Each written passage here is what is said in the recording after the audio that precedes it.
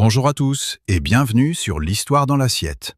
Aujourd'hui, on part sur les traces d'une des plus célèbres victoires de Napoléon et d'un plat qui a failli changer le cours de l'histoire, ou du moins de son estomac, le poulet Marengo.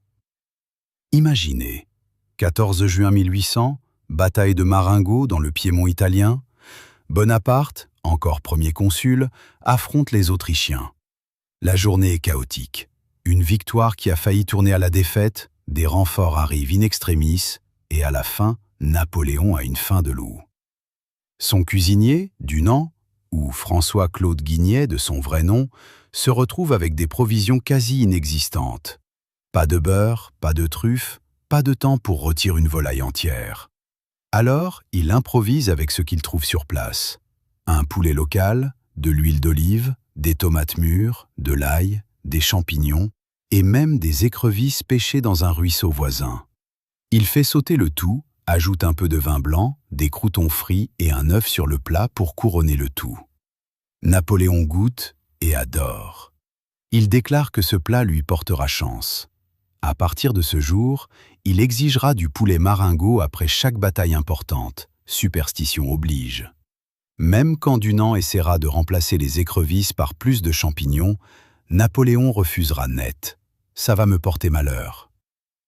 Mais attention, cette histoire est une belle légende napoléonienne, qui a été un peu embellie au fil du temps. La recette telle qu'on la connaît aujourd'hui, avec sauce tomate riche, champignons, olives parfois, s'est perfectionnée plus tard, notamment dans les restaurants parisiens. Mais l'esprit reste le même, un plat de victoire, né de l'improvisation et du génie culinaire sous pression. Passons maintenant à la version moderne, facile à refaire chez vous en 2026 avec des ingrédients du quotidien. Ingrédients pour 4 personnes. Un beau poulet coupé en morceaux ou 8 cuisses haut de cuisse pour plus de moelleux. 4 cuillères à soupe d'huile d'olive.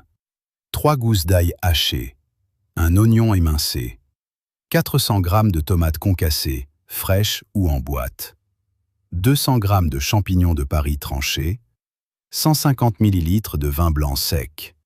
Un bouquet garni, thym, laurier, persil. Sel, poivre.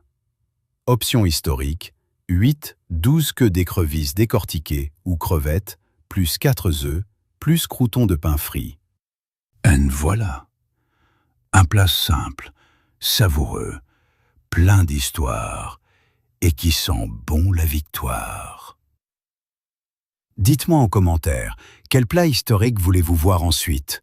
Napoléon, la Révolution, Versailles? Abonnez-vous pour ne rien rater, likez si vous avez faim maintenant, et à très bientôt pour une nouvelle assiette d'histoire. Merci d'avoir regardé.